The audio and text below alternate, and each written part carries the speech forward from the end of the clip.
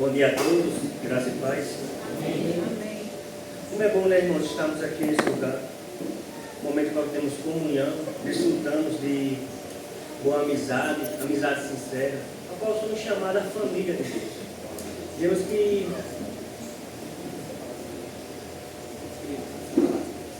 separar as crianças.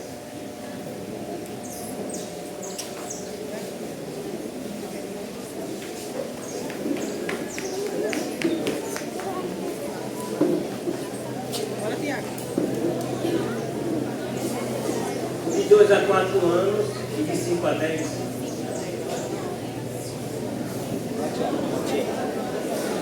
Vai lá, Catinha. Para.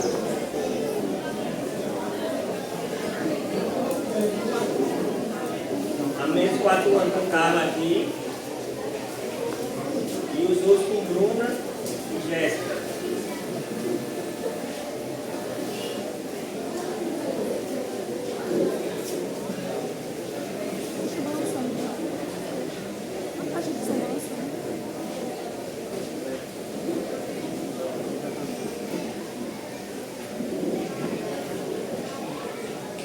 Como eu estava dizendo, sempre bom estarmos aqui nesse momento de comunhão e alegria, ao qual podemos entender que estamos aqui porque Deus, em sua misericórdia e sua graça, deu o seu Filho Jesus Cristo para fazermos um povo separado para Ele. Vivemos aqui um momento de comunhão e alegria. Temos que isso aqui é só um fragmento do que teremos na eternidade. Comunhão, alegria, edificação, e o melhor de todos, poderemos contemplar a face do nosso Deus. Quando esse dia não chega, somos chamados a viver esse mundo separado do pecado, separado da direção ao qual esse mundo segue. Então nós somos cristãos, entender que temos uma responsabilidade diante de Deus. Saber que fomos chamados e separados para sermos um povo santo, um povo que vem buscar a santificação, sem a qual ninguém verá a Deus. E tendo esse conhecimento, quero destacar para os irmãos aqui presentes, que santidade não é uma opção, mas um caminho a se seguir. Um caminho ao qual Deus propôs para o seu povo. Um caminho ao qual o próprio Deus determinou em sua palavra. Então iremos ver essa manhã 3 pontos. Santidade não é uma opção, porque ela é uma ordenança, é um imperativo divino. Segundo, santidade não é uma opção, porque todo caminho contrário à santidade é um caminho de rebelião contra Deus. E terceiro, santidade não é uma opção, porque a obra de Cristo na cruz implica em nos libertar do pecado, nos trazer uma nova vida, a qual seguimos em santificação. Vou esclarecer esses 3 pontos ao decorrer que eu irei falando. Então, nosso texto base para essa palestra é Hebreus 12, 14, que diz: seria a paz com todos e a santificação, sem a qual ninguém verá o Senhor. Durante o campeonato europeu de atletismo de 2024, a atleta espanhola Laura Garcia Galo competia na prova de marcha atlética feminina. Ela estava prestes a conquistar uma medalha. Já nos últimos metros da prova, acreditando que o 3º lugar era garantido, Laura começou a comemorar, erguendo os braços e sorrindo para o público. Mas, no que parecia ser um momento de glória, veio a surpresa. Outra atleta, totalmente focada na linha de chegada, a ultrapassou nos últimos instantes. Laura perdeu a medalha por segundos. Sua comemoração antecipada custou-lhe uma medalha que já estava praticamente em suas mãos. Quantas vezes nós, na vida cristã, somos como Laura? Achamos que já vencemos, que já fizemos o suficiente, que podemos relaxar. A nossa jornada na fé só termina quando cruzarmos os portais eternos. Até lá, precisamos permanecer firmes, vigilantes e perseverantes no caminho de santidade. Não permita que a distração, o orgulho ou a sensação de missão cumprida te engane. Às vezes, nos iludimos com pequenas vitórias momentâneas e tiramos os olhos do nosso verdadeiro alvo, o qual é Cristo. A santidade não é uma opção, mas um chamado e um comando de Deus para todos os cristãos. Como povo de Deus, somos chamados para viver de maneira separada do pecado, refletindo a natureza santa de Deus em nossas vidas diárias. A santidade deve ser uma prioridade em nossa jornada de fé, não algo que podemos adiar ou negligenciar. A santidade é, portanto, uma expressão natural do novo nascimento em Cristo e uma evidência de que estamos vivendo e pela obediência ao Senhor. Então, lembre-se, meus irmãos, santidade não é uma opção. Por quê? Nosso primeiro ponto é o imperativo de Deus. Vemos que Deus, Ele teve um propósito a criar o homem. Vimos lá no jardim, no Éden, quando Deus criou Adão, Ele criou totalmente diferente do resto da sua criação.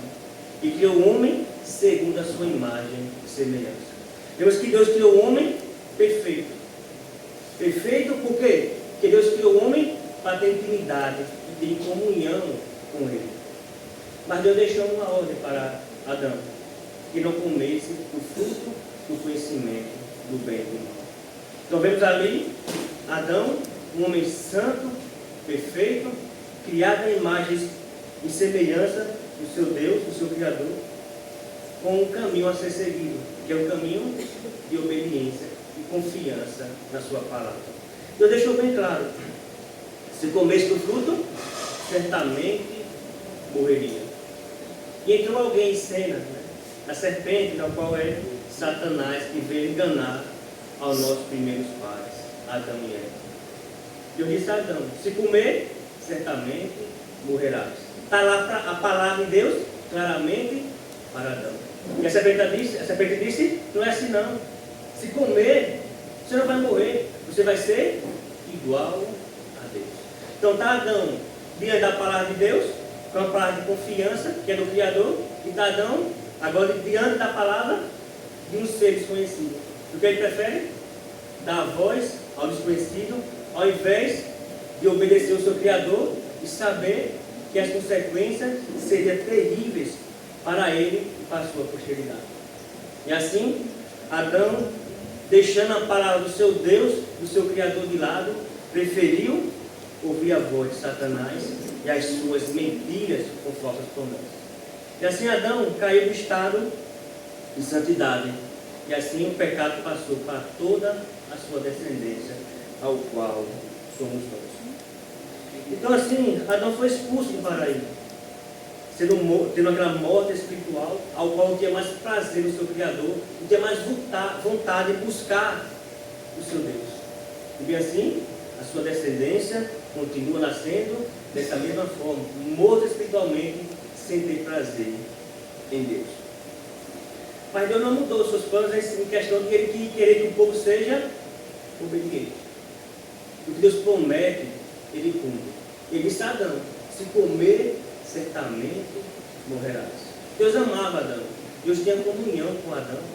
Deus chegou a Adão, vem aqui, olhe os animais terrestres, os animais e as aves do céu. O nome que você deu a cada animal, esse será o nome de cada um deles. Isso é comunhão, isso é intimidade. Mas mesmo assim, Adão, quando pecou, Deus foi fiel à sua própria palavra. Ele foi fiel à sua própria palavra. E assim, o que Deus prometeu se cumpriu. Adão morreu espiritualmente. Então, daí então, depois da queda, o contato que Deus vai ter com a humanidade é um contato de misericórdia e graça. Por quê? Porque o homem, para ser pecador, não pode mais ter acesso diretamente a Deus. Então, nesse momento, o que Deus promete, Ele cumpre. Por mais que Ele nos ame, a mim e a você, como Ele amava e ama Adão. Ele foi fiel primeiramente à sua palavra e à sua promessa. Então o texto diz, Hebreus 12:14, segue a paz com todos e a santificação sem a qual ninguém verá o Senhor. Porém, na versão NVI, busquem a paz com todos e a santificação sem a qual ninguém verá o Senhor. Na versão King James atualizada diz: esforçai-vos para viver em paz com todas as pessoas e em santificação, sem a qual ninguém verá o Senhor. Diz também na nossa nova versão, NAA, diz: procurem viver em paz com todos e busquem a santificação, sem a qual ninguém verá o Senhor. Talvez que é um imperativo divino ao qual envolve a minha e a sua responsabilidade como povo de Deus. Porque é bom a gente compreender isso. Quando falamos em santificação, uns não se agradam. E quando nós vamos ver de forma bíblica, santificação exige esforço meu e seu. Esforço ao qual é responsabilidade minha e sua, nos desgastarmos, nos esforçarmos para alcançar a santificação. Tudo que eu e você queremos e almejamos em nosso coração, nós nos esforçamos. Se a pessoa pretende se tornar um médico, o que vai fazer? Vai se esforçar em estudar, em aprender. Isso aí vai o quê? Se desgastar o seu tempo. Ou se a pessoa quer ser marombado, o que vai fazer? Vai para a academia e vai se desgastar fisicamente para alcançar o seu objetivo. Então, tudo que nós colocamos em nosso coração exige esforço para alcançarmos. A santificação é da mesma forma. Exige meu e seu esforço para que nós venhamos assim caminhar cada dia mais. Temos lá em Levítico, capítulo 19, versículo 2, o pastor leu esse texto ontem, né? Diz o Senhor a Moisés: fala a toda a congregação dos filhos de Israel e diz-lhe: santos sereis, porque eu, o Senhor, vosso Deus, sou santo. Então o propósito pelo qual Deus livrou Israel do Egito foi para que eles viessem a viver de forma santa. Esse aqui é o propósito que Deus vem até Israel e conduz ele para uma terra a qual ele ia desfrutar de paz e tranquilidade. Esse é o propósito que Deus chamou Israel, para ser um povo santo. O apóstolo Pedro vai usar também esse termo para se aplicar à igreja. Está em 1 Pedro capítulo 1, versículo 14 e 16. Como filhos da obediência, não vos amoldeis as paixões que tinhais anteriormente na vossa ignorância. Pelo contrário, segundo é santo aquele que vos chamou, tornai-vos santos também vós mesmo em todo o vosso procedimento, porque escrito está: sede santos, porque eu sou santo. Vou ler mais um texto, meus irmãos. Está em 1 Tessalonicenses, capítulo 4, versículo 3, né? Diz, o versículo diz esse versículo 3: pois esta é a vontade de Deus, a vossa santificação. E diz versículo 7 e 8 desse mesmo capítulo: porquanto Deus não nos chamou para a impureza, e sim para a santificação. Destaque: quem rejeita estas coisas, não rejeita o homem, e sim a Deus, que também nos dá o seu Espírito Santo. Então, meu irmão, Deus ele nos chama a ser santo, porque Ele mesmo é um Deus santo e perfeito. E nós, como cristãos, fomos chamados por Cristo. Esse é o nosso terceiro ponto, para nós sermos santificados nele e assim continuarmos nesse processo até que Ele volte. Deus entender que Deus é um Deus santo e perfeito, Ele jamais vai ter intimidade com as trevas. Jamais Ele vai aceitar os pecadores sem arrependimento, sem comunhão com o seu Filho, o qual nos purifica. E nós como cristãos entender e compreender isso claramente em nossas vidas. Por quê? Porque nós cristãos estamos em um momento ao qual nos deparamos com uma geração fraca de cristãos, ao qual não quer assumir um compromisso sério com Deus. Olha o que diz lá em 2 Coríntios, capítulo 6, versículo 14 ao 18. Aqui eu posso falar da separação, que a igreja jamais pode se misturar com as trevas. Por quê? Porque o próprio Deus, Ele não se mistura com as trevas. Ele diz: não vos ponhais em julgo desigual com os incrédulos, porquanto que sociedade pode haver entre a justiça e a iniquidade? Ou que comunhão da luz com as trevas? Que harmonia entre Cristo e o maligno? Porque a união do crente com o incrédulo, que ligação há entre o santuário de Deus, o qual somos nós, e os ídolos? Porque nós somos santuário de Deus, do Deus vivente. Como Ele próprio disse, habitarei e andarei entre eles. Serei o seu Deus, e eles serão o meu povo. Por isso, retirai-vos do meio deles. Separai-vos, diz o Senhor. Não toqueis em coisas impuras, e eu vos receberei. Serei vosso Pai, e sereis para mim, filhos e filhas, diz o Senhor Todo-Poderoso. Ele diz no capítulo 7, versículo 1.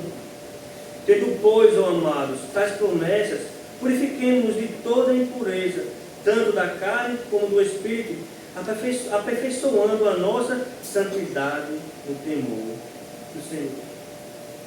Então deixa bem claro que nós nos tornamos agora um povo diferente das pessoas demais desse mundo aqui. Por quê? Porque por Deus ser santo, Ele nos chamou para sermos santos. Quando o apóstolo diz, segue a paz com todos e a santificação, o cara aqui propondo que nós, para sermos salvos, tem que ser por meio da santificação. Por quê? Seria salvação por obras. O que ele propõe aqui? O que ele propõe aqui? É que nós, como cristãos, Deus entender que é o nosso compromisso com Deus. Nós olhando para as Sagradas Escrituras, observamos que todo o texto do Novo Testamento, e até no Antigo Testamento também, Deus só nos dá uma opção, é a santificação. E aquele que vai ao contrário a isso, está dando testemunho, por mais que frequente uma igreja, por mais que tenha o seu nome arrolado no rol de e-mail de uma igreja, vai mostrar que realmente nunca conheceu a Deus. Porque a obra de Cristo em nosso coração é uma obra que nos conduz a uma nova vida. Porque Deus, sendo santo, nos chamou para sermos santos igual a Ele. Então a santidade aqui, sem a qual ninguém verá a Deus, aponta para o único caminho ao qual cada cristão que conhece a Deus, foi chamado por Deus e tem o Espírito Santo dentro de si, é um caminho ao qual nós devemos andar. Quero deixar claro também que santificação tem a ver com perfeição. Eu e você, nós somos perfeitos. E jamais seremos capazes de encontrar a perfeição enquanto estivermos nesse mundo aqui. Santificação tem a ver com um processo a qual você passamos dia após dia, ao qual vamos abandonando certos pecados, moldando nosso caráter para sermos mais e mais semelhantes ao nosso Deus. Então nós, como cristãos, somos sujeitos a pecar e a falhar. Por mais que seja imperativo divino, a nossa condição de ser pecador, estamos sujeitos a falhar. E assim, a santificação é um processo em nossa vida que devemos buscar dia após dia. Porque se nós realmente acharmos que podemos viver sem compromisso, sem nenhuma fidelidade com Deus, estamos enganando a nós mesmos. Porque Deus, em sua palavra, deixa bem claro que Ele exige de nós santificação por meio de Jesus Cristo. Porque só Ele realmente pode nos santificar e nos capacitar pelo Teu Santo Espírito a sermos firmes e fortes nessa jornada ao qual Ele nos chama a viver. Então, meus irmãos, santidade não é uma sugestão ou uma escolha entre muitas opções. Ela é um mandamento de Deus. Guarde isso em seu coração. Como diz Hernandes Dialog, citando esse texto, comentando esse texto, ele diz: o progresso em santidade não é opcional, mas uma necessidade absoluta, pois sem ela ninguém verá o Senhor. Então vemos que a santidade é uma ordenança divina, o caminho a qual você devemos buscar dia após dia. Deus levar também, meus irmãos, que se Deus ele é o Deus que nos chama a santidade, Ele é o Deus que vai mostrar o caminho de santificação. Por que eu quero destacar isso aqui? Nós vemos em um mundo que existem muitas e muitas pessoas que professam serem líderes, serem pastores. Encontramos pessoas que dizem que não é pecado quando a própria Bíblia diz, quando a própria Deus diz que é pecado. Então, as pessoas são legalistas. Isso é pecado, aquilo é pecado, quando a própria de Deus diz que não é pecado. Tem outro grupo também, que diz que não é pecado quando Deus diz a sua palavra que é pecado. Então nossa regra de fé e prática, para termos um padrão de santificação, é as Sagradas Escrituras. Nada a mais e nada a menos. É bom ter essa compreensão em nosso coração. Porque tem pessoas que gostam de julgar outras pessoas. Ah, fulano fez isso, fulano está pecando, quando a palavra diz que não é pecado. Ou quando a pessoa diz, ah, fulano desse jeito é normal, quando a Bíblia diz que é pecado. Então cabe a mim e a você, como cristãos, entender que o padrão de santidade é encontrada nas Sagradas Escrituras. Então vamos para o nosso segundo ponto, né? Então vemos que santidade é um imperativo divino. Então vemos que é um imperativo de Deus. Qualquer caminho contrário a essa direção é um caminho de rebelião contra Deus. Então a santidade é um caminho ao qual todos aqueles que conhecem a Deus devem seguir. Porque se tomar uma direção diferente, vai ser um caminho de rebelião contra o seu próprio Deus. Vou dar uns exemplos aqui. Então, vemos no Antigo Testamento vários exemplos de homens que conheciam a Deus, foram chamados por Deus, mas não deram ouvido à palavra e às ordenanças do seu Deus. Ficaram sujeitos a sofrer terríveis consequências. Então, nós vemos que o pecado vai dar consequências sobre família, sobre toda a humanidade, sobre o humanidade sendo um mundo, sobre a cidade e até mesmo sobre uma nação. Então, olhando para o jardim do Éden, mais uma vez, por causa do pecado, Adão foi expulso do paraíso. Por causa do pecado. Por causa do pecado, vemos que Caim tornou-se maldito e saiu da presença de Deus. Como vemos lá em Gênesis capítulo 3, versículo 4. Ou capítulo 4, versículo 11 e 16. És agora, pois, maldito por sobre a terra. Retirou-se Caim da presença do Senhor e habitou na terra de Nod, ao oriente do Éden. Então, foi Caim, retirou-se da presença do Senhor, quer dizer que ele nunca mais buscou ao Senhor. Ele nunca mais recebeu graça ou misericórdia da parte de Deus.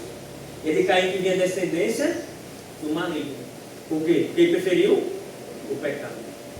E Deus tinha dito a Caim: esse o pecado está à porta, cabe a você dominá-lo. Mas Caim não deu a voz ao seu Deus, mas deixou o pecado dominar o seu coração, por ele ser pecador, não tem capacidade nenhuma de resistir ao pecado, dessa condição caída, e foi e matou seu irmão, e sofrendo as consequências. Então também, por causa do pecado, Deus destruiu o mundo antigo, só deixou vivo Noé e a sua família. Vemos que Deus ele mostra a sua ira contra o pecado. Por causa do pecado, Deus destruiu a cidade de Sodoma e Gomorra, por causa do pecado. Vemos muitos exemplos nas Sagradas Escrituras. Quero destacar só mais um exemplo aqui. É sobre a história de Balaque, rei dos Moabitas. Balaque, sabendo que o povo de Israel saiu do Egito, sendo um povo vitorioso, sendo um povo ao qual o seu Deus destruiu todos os seus inimigos, eles começam a temer os israelitas. Então, dentro dessas circunstâncias, Balaque vai mandar chamar o profeta Balaão, ao qual foi chamado para amaldiçoar o povo de Israel. E Balaque ia. Balaão querendo receber, né, as propostas ao qual Balaque bateu a ele, dizendo que ia dar muito dinheiro a ele, caso ele viesse amaldiçoasse a Israel. Então ele veio. E 3 vezes ele não conseguiu amaldiçoar o povo de Israel. Por quê? Porque era um povo protegido por Deus. E diz Balaão: eu não posso amaldiçoar um povo a quem o próprio Deus abençoa. Essa é uma realidade. Temos que o nosso Deus é um Deus que nos protege, um Deus que cuida de mim e de você. Igual ele fez com Israel, lá no deserto. Só que Balaque conhecia a Deus. Balaque sabia quem Deus era.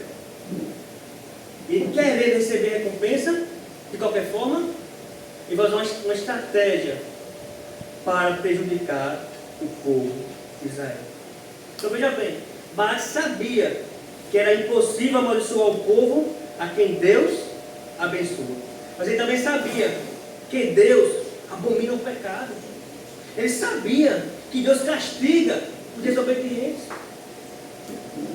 Então, diante desse conhecimento, Balaão sabia que Deus iria pesar a sua mão contra o seu próprio povo por causa do pecado.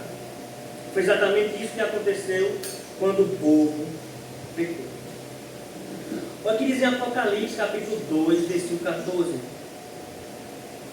Tenho, todavia, contra ti algumas coisas, pois que tens aí os que sustentam a doutrina de Balaão, o qual ensinava Balaque a armar ciladas diante dos filhos de Israel, para comerem coisas sacrificadas aos ídolos e praticarem a prostituição. Então vemos Cristo escrevendo para as igrejas, mas ele tem dentro da sua igreja pessoas seguindo o mesmo ritmo de Balaão. E assim, meu irmão, sucedeu. O próprio Deus pesou a mão contra o seu povo quando ele pecou. Está registrado em Números capítulo 25, capítulo 25, versículo 1 e 4. Diz: habitando Israel em Sitim, começou o povo a prostituir-se com as filhas dos moabitas. Estas convidaram o povo ao sacrifício dos seus deuses, e o povo comeu e inclinou-se aos deuses delas. Juntando-se Israel a Baal, Beol, a ira do Senhor se acendeu contra Israel. Disse o Senhor a Moisés: toma todos os cabeças do povo e enforca-os ao Senhor ao ar livre. E a ardente ira do Senhor se retiraram de Israel. Os que morreram da praga foram 24 mil homens. Por quê? Porque o povo pecou contra Deus. Estamos falando aqui, meu irmão, de um povo que conhece a Deus. Um povo que recebeu a graça de Deus estando escravo no Egito. Então, um povo que não é inocente, porque esse povo conhece a Deus. Ele sabe o propósito pelo qual Deus tirou eles do Egito. Mas ele negligencia a santificação. Deus que o povo ficou sujeito a sofrer as consequências dos seus pecados. Durante 400 anos, ou durante 40 anos, Israel peregrinou durante o deserto. Foi 40 anos, meus irmãos, de um povo que dura serviço, um povo rebelde, não buscava a santificação, um povo que queria os benefícios de Deus, mas não queria ter um compromisso com Deus e mortificar a carne e ter uma nova vida por meio da sua palavra. E o apóstolo Paulo, em 1 Coríntios, capítulo 10, versículo 1 ao 6, ele nos alerta sobre essa situação. Mas nós criamos as suas Bíblias. 1 Coríntios, capítulo 10, versículo 1 ao 6. Diz o texto: ora, irmãos, não quero que ignoreis que nossos pais estiveram todos sob a nuvem e todos passaram pelo mar, tendo sido todos batizados, assim na nuvem como no mar, com respeito a Moisés. Todos eles comeram de um só manjar espiritual e beberam da mesma fonte espiritual. Quem é a fonte? E a pedra era Cristo. Entretanto, Deus não se agradou da maioria deles. Por quê? Por causa do pecado. Razão essa porque ficaram prostrados no deserto. Ora, estas coisas se tornaram exemplos para nós, a fim de que não cobicemos as coisas mais como eles cobiçaram. Então, o texto vai adiantando aí, trazendo sobre mais pecado que Israel cometeram durante o deserto. É o pecado da murmuração, ao qual Deus abomina. Então, meus irmãos, dentro dessa realidade, nós temos a sensação de que Deus vai passar a mão sobre nós se nós vivemos igual a Israel, sem nenhum compromisso. O que eu quero destacar aqui é que Deus abomina o pecado. E quando o seu povo peca, Ele mesmo pesa a sua mão. Não quer dizer que nós não devemos pecar mais. Estamos sujeitos ao pecado, estamos sujeitos a falhar nessa jornada cristã. O que não pode é nós nos acomodarmos e deixarmos de lutar. O que não pode é nós nos apegarmos a certos pecados e achar que é normal. Achar que eu posso viver assim. E Deus vai me guardar. Entenda bem, a graça que nos dá a certeza da salvação é a graça que nos chama à santificação. É a graça que nos chama a um compromisso sério com o nosso Deus. Então lembre-se bem, meus irmãos, o pecado sempre atrairá a ira de Deus. Por isso Cristo nos libertou do pecado, nos regenerando para uma nova vida. Ele nos chamou para a santificação, para quando chegar o dia do juízo, sejamos encontrados no caminho do Senhor, o qual Ele se agrada. Lembre-se, qualquer caminho que não seja de santificação é rebelião contra Deus. Vemos um Deus santo, o qual nos dá um imperativo de sermos santos, e vemos que nós somos pecadores, sujeitos às consequências terríveis. É diante disso aí, meus irmãos, que entra no terceiro ponto, e vemos a graça de Deus. Então veja bem, Deus abomina o pecado. E Deus diz o quê? Que o pecado atrai a morte. Morte espiritual, morte física e morte eterna. Deus amando a mim e você como um povo escolhido, antes da fundação do mundo, o que Ele vai fazer? Vai mudar a nossa direção. Para que você não venha sofrer mais as consequências eternas. Para que você não venha viver mais em rebelião contra Deus. Então veja bem, a obra de Cristo, no nosso terceiro ponto, implica em nossa libertação do pecado para uma vida de santidade. Muitos cristãos têm seguido a Cristo olhando sempre para frente, aguardando a salvação eterna. Mas devemos lembrar que a nossa salvação é dada no momento que nós cremos em Cristo como o único e verdadeiro Salvador. Nós já somos Cristo, nós já somos o povo de Deus, ao qual recebemos uma nova vida, ao qual já temos, pela graça, a salvação do juízo eterno, ao qual não vamos receber mais, e a salvação também do pecado, uma libertação dada por Cristo, para que você não venha mais viver debaixo da ira de Deus, para que você não venha viver mais contra a rebelião, contra um Deus que se ira contra o pecado. Nosso texto básico para esse ponto vai ser Romanos capítulo 6, versículo 12 ao 19. Mas nós que abram suas Bíblias para entender junto.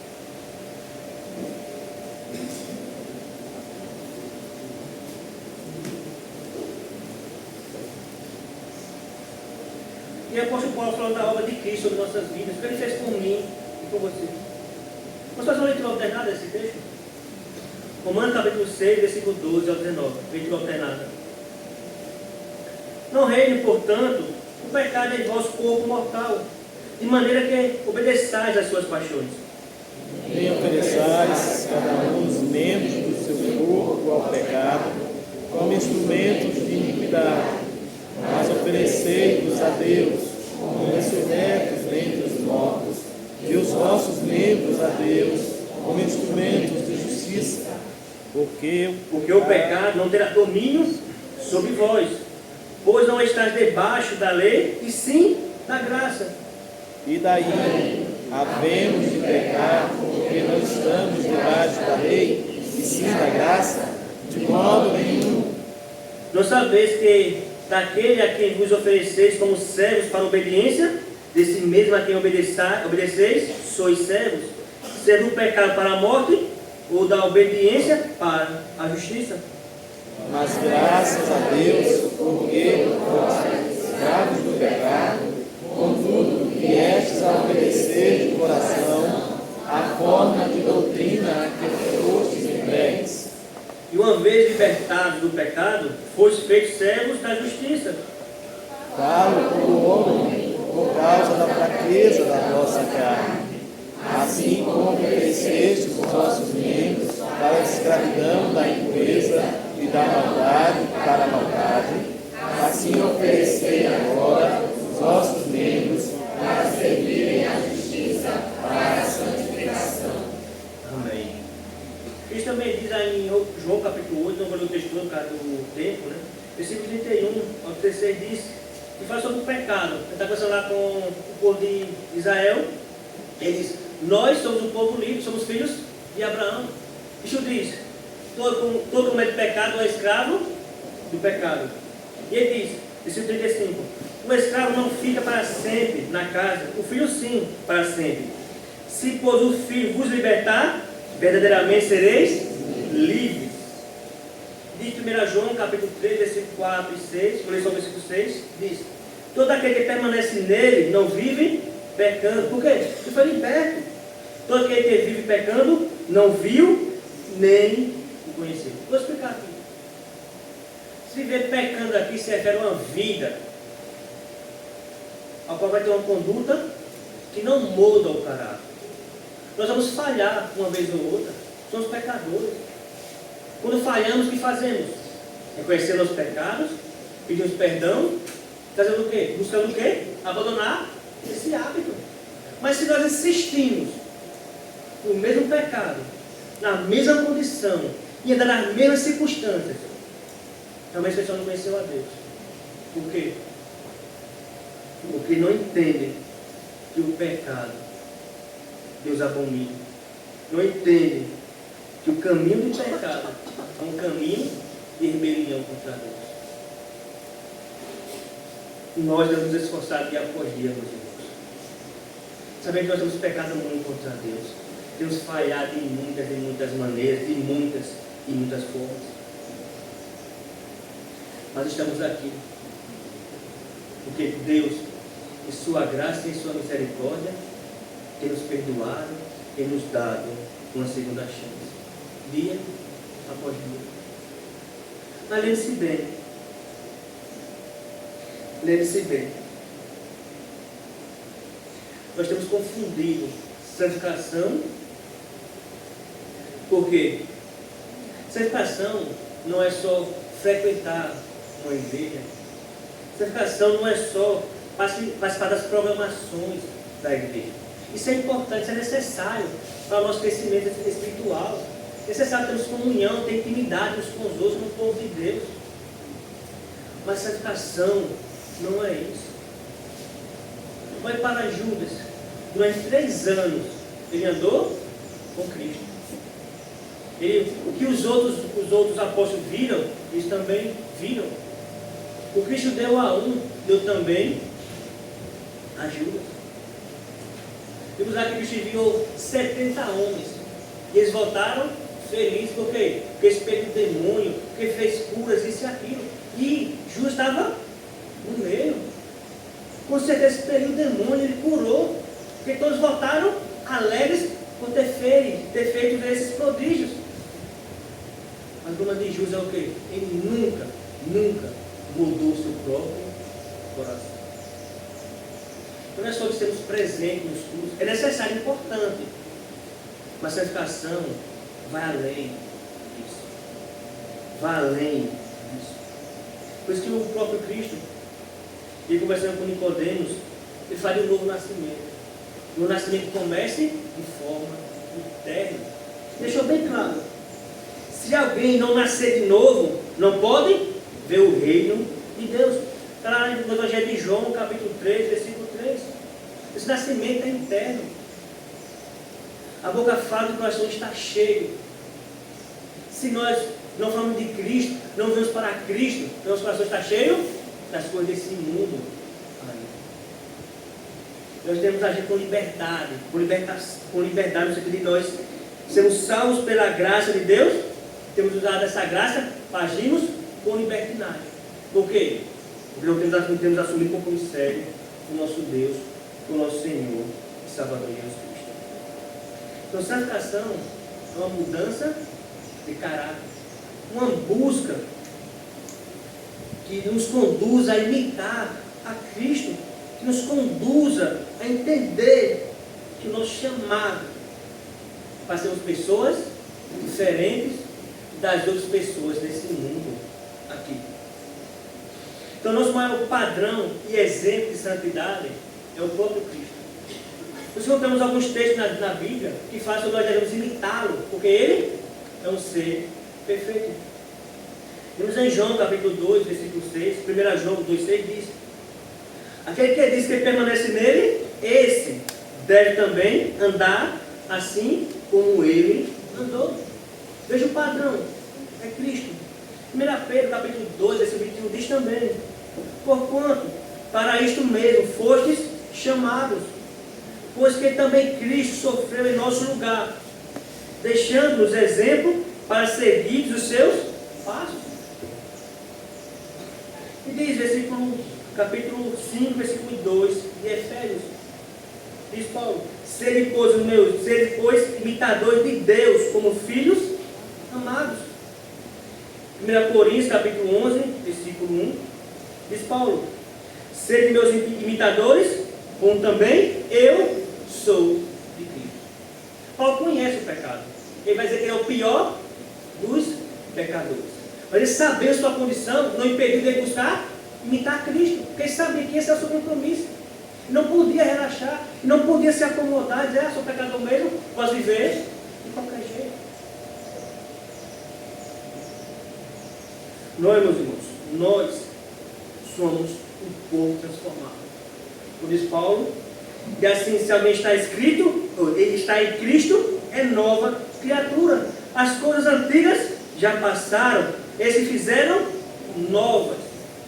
Então vemos que, quando vamos dizer santidade, se a qual ninguém verá Deus, o autor quer dizer que é um caminho ao qual todo cristão deve traçar. Um caminho diferente, não um caminho que realmente conheceu quem é Cristo, não um caminho que realmente conheceu o seu Deus, ao qual chamou. Nós temos nos apegado simplesmente ao fato de sermos membros de uma igreja.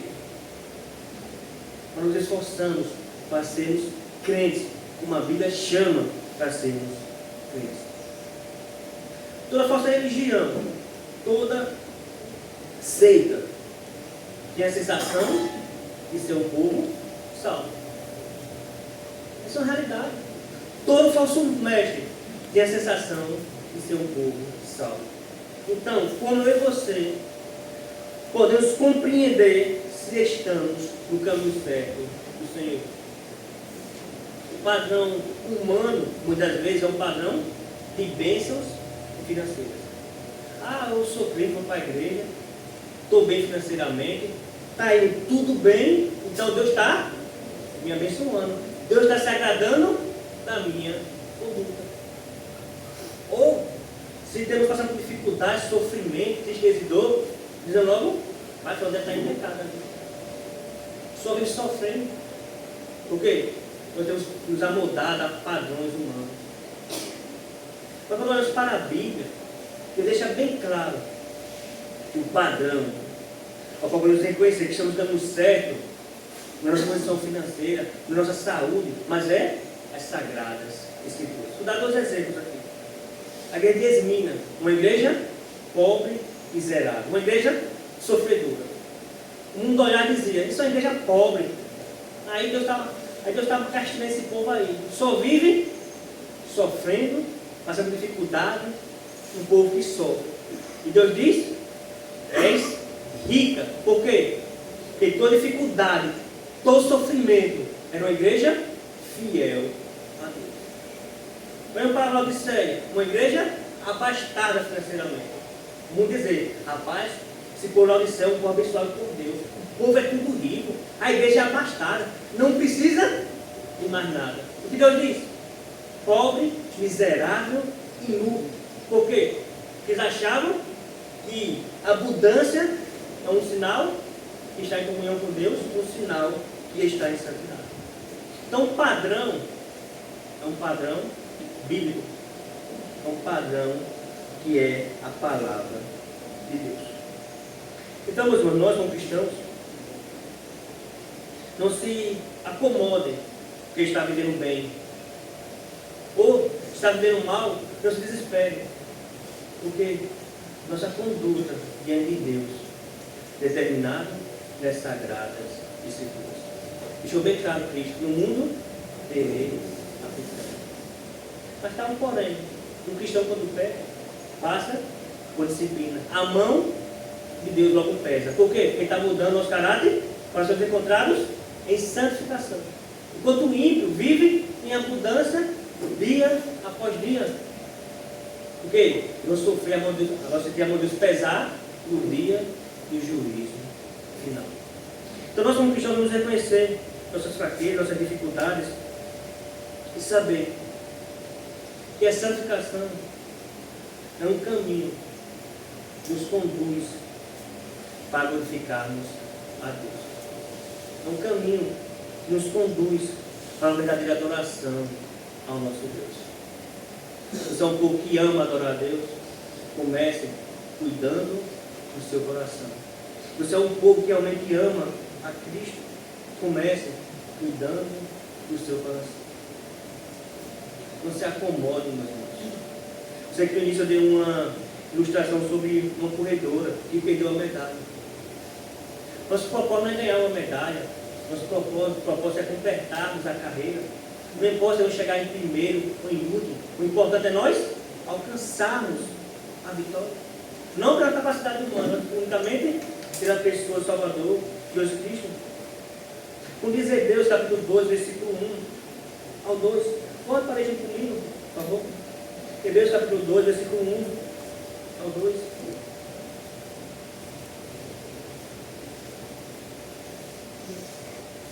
Diz: portanto também, nós visto que temos a rodear-nos de grande nuvem de testemunhas, desesparaçando-nos de todo o peso e do pecado que tenazmente nos assedia, corramos com a perseverança a carreira que nos está proposta, olhando firmemente para o autor e consumador da fé, Jesus, o qual, em troca da alegria que lhe estava proposta, suportou a cruz, não fazendo caso da ignomínia, e está sentado à destra do trono de Deus. Esse é o caminho que está proposto para mim e para você, meu Deus. Um caminho ao qual somos chamados a buscar dia após dia. Não se acomode, não se iluda com as propostas de Satanás. Ele é sujo e cruel. Ele atentou Adão, veio atentar ao nosso próprio Cristo, nosso Senhor e Salvador, ao qual ele venceu. Porque Deus ele foi fiel até a morte e morte de cruz.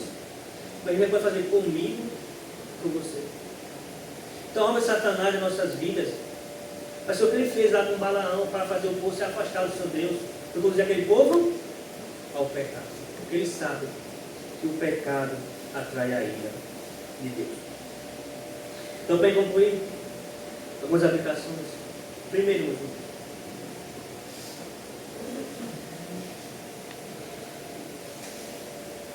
pronto, aos irmãos. Quem aqui tem a certeza da salvação? Pode levantar a mão. Todos levantaram, né? Louva a Deus por isso. Quem tem a certeza que Cristo morreu naquela cruz para nos dar a salvação? Vou perguntar, essa para levantar a mão, não. Responda para você mesmo.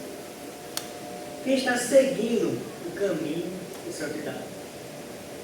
Reflita sobre isso, sobre sua vida. Reflita sobre sua conduta diante de Deus. Nós estamos sujeitos a pecar muitas e muitas das vezes. Você vai pecar ainda, eu vou pecar muito ainda. Essa é uma realidade. Isso é uma realidade que nos entristece. Mas eu pergunto para você: Quando você falha, dói dentro de você? Quando você peca contra Deus, isso lhe entristece? Pense sobre isso. Se você vive pecando contra Deus, e você acha que isso é normal, não tem lhe entristecido, não tem levado a um arrependimento sério, que arrependimento é abandonar cada pecado quando nós pecamos contra Deus? É se perguntar, será que a pessoa é crente? Por quê? Porque a sua vida não mostra mudança de caráter, a sua vida não mostra que odeia o pecado, a sua vida não mostra nenhuma mudança na sua conduta e no seu modo de viver. Nós refletimos sobre isso, meus irmãos. É para nós refletirmos sobre isso. Porque o Evangelho é algo sério. O Evangelho é algo sério.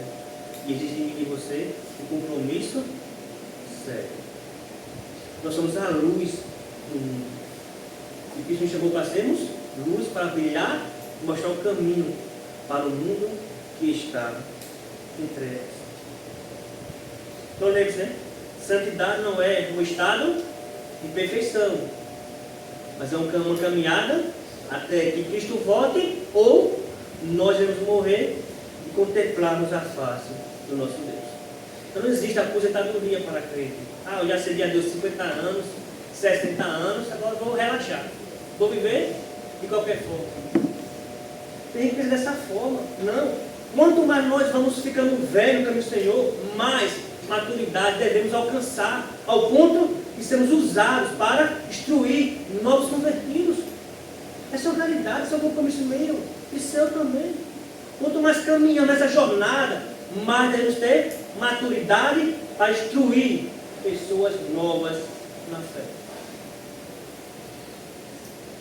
Segundo, vou lembrar vocês, santidade não é, portanto, necessário como condição da salvação, porque isso seria salvação por obras, mas como uma parte da salvação que é recebida pela fé em Cristo. Deus compreender que é o Espírito Santo que cria em nós uma fé salvadora, também cria em nós um desejo de santidade. Ele simplesmente não faz uma coisa sem a outra. Ele trabalha em nosso coração, dando fé e moldando nosso caráter para uma direção ao qual glorifique a Deus. Examine-se a si mesmo. Examine-se a sua própria vida. E aproveite a oportunidade de estar aqui para buscar mais e mais conhecimento sobre santidade e a buscar mais e mais compromisso a Deus, moldando o seu caráter. Terceiro e último, percebemos que somos pecadores ainda, e falando de santidade, Deus diz que isso vai ser o que? Uma batalha espiritual em nossa vida. É uma batalha espiritual e constante em nosso dia a dia. Esse é um assunto que vai ser para nós, que vai falar o pastor Aristides. Então, aproveite para entender como enfrentar essa batalha e aproveitar as armas que Cristo nos dá para nos fortalecermos e caminhar nessa jornada rumo à eternidade. Também, meus irmãos, devemos entender que santidade exige humildade. É reconhecer nossas fraquezas, nossos pecados e saber que só iremos conseguir ser firmes no Senhor quando entendemos que somos dependentes de Deus. Então devemos ser pessoas humildes e simples, compreendendo que só em Cristo somos alcançados e por Ele fortificados a enfrentarmos os pecados e seguir o caminho de santidade. Você vai falar pelo pastor Josenildo, né? Amanhã pela manhã, sobre santidade e humildade. E por último, também santidade não é uma opção, se torna algo necessário para a nossa vida. Necessário para hoje e sempre, até que Cristo volte. O apóstolo será falado amanhã à noite pelo reverendo Derival. Deus abençoe, nos fortaleça e lembre-se, aquele que sabe o que deve fazer e não faz, está pecando. Deus capacite e fortaleça para lutarmos contra o pecado e seguir um caminho e santificação sem a qual ninguém verá Deus.